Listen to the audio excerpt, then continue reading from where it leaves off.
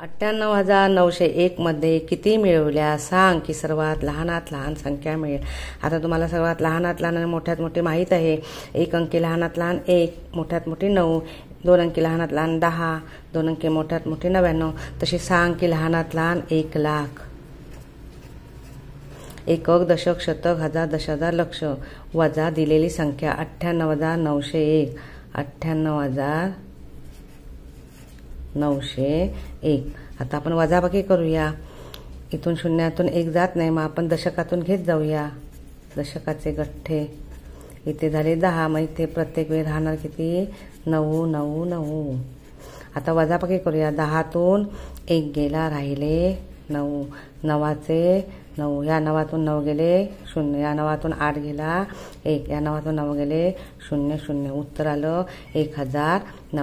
1099। आता 1099 आणि 98,901 यांची जर बेरीज केली तर लहानात लहान 1 लाख ही संख्या मिळणार। मग 98,901 अधिक 1099। 1099 आपण तुम्हाला बेरीज करून दाखवले। टाळा 9 ने 1 10, 10 पूज्य, हातचा 1, 9 ने 1 10, 10 पूज्य, हातचा 1, 9 ने 1 10, 10 पूज्य, हातचा 1, 1 आणि 8 आणि 1 9 ने 1 10, 10 पूज्य, हातचा 1, 9 ने 1 10, 12, 1 लाख आलं। एकक, दशक, शतक, हजार, दशहजार, लक्ष लहानात लहान संख्या 1 लाख मिळवण्यासाठी त्याच्यात 1099 घालावे लागणार। 98,901 अधिक 1099 बरोबर 1 लाख। 40,592 अधिक चौकोन बरोबर 79,018 असल्यास चौकटीत कोणती संख्या येईल। या ठिकाणी बेरीज करायची आहे, परंतु काय केलेलं आहे, एक संख्या दिलेली आहे, दुसरी दिलेली नाही आहे, पण उत्तर दिलेलं आहे। म्हणून जेव्हा बेरीज असते आणि एक संख्या दिली असेल, दुसरी संख्या दिलेली नसेल, उत्तर दिलं असेल, तर उत्तरातून दिलेली एक संख्या वजा करायची, मग दुसरी संख्या मिळणार। मग आपण करूया। उत्तर काय आहे 79,018 वजा 40,592। आता बघा 8तून 2 गेले, राहिले 6। आता ह्या एकातून हे 9 जात नाहीत, म्हणून तुम्ही शतकाकडे राहणार। शतकाकडे आहेत का संख्या नाही, मग हजाराकडे राहणार। मग 1000तला 1 दशशतकाचा गठ्ठा इथे घेणार, म्हणजे इथे 100 एकक घेतला। मग आता 1 शतकाच्या गठ्ठ्यातला पुन्हा 1 दशकाचा गठ्ठा अधिक हा 1, म्हणून होणार तुमचे 11। मग हा गेला 11तून, मग याच्यातला इकडे घेतला, मग इथे राहिले 9। हे समजलं पाहिजे।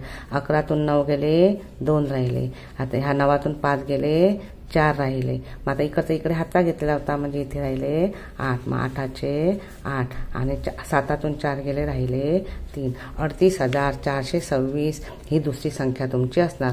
मग 40,592 अधिक 38,426 घातलं की तुमचं उत्तर येणार 79,018। म्हणून पर्याय क्रमांक 3 हे तुमचं उत्तर। खालील उदाहरणामध्ये चौकोन बरोबर 6 असेल तर त्रिकोण बरोबर किती।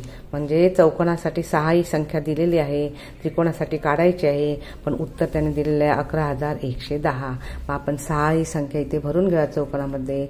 6 6 6 आणि 6। आता आपल्याला उत्तर काढायचं आहे। इथे 0 आलं पाहिजे, म्हणजे त्रिकोणामध्ये किती संख्या मांडली पाहिजे, म्हणजे उत्तर 0 येईल।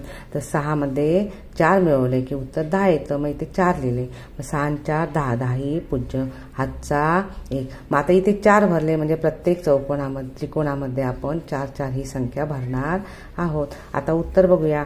6 आणि 4 10, 10 पूज्य, हातचा 1, हा 1 आणि हे 4 5, 5 आणि 6 11, 11 1, हातचा 1। पुन्हा तसं झालं, 4 आणि 1 5, 5 आणि 6 11, 11 1, हातचा 1, 1 आणि 6 7, 7 आणि 4 11, 11,110। म्हणजे पर्याय क्रमांक 3 हे तुमचं उत्तर। त्रिकोणाच्या जागी 4 ही संख्या येईल।